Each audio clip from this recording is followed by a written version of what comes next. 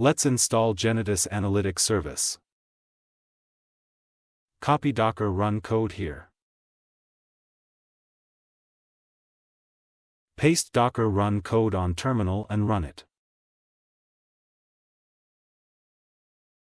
Let's look at the success of the installation process with the docker ps command.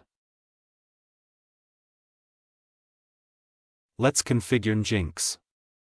Since we added the authentication service and verify function before, I am not copying the entire content.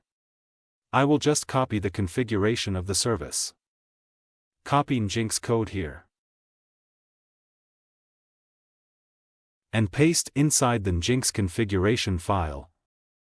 Set proxy pass as the address of your service. Now it's ready to use.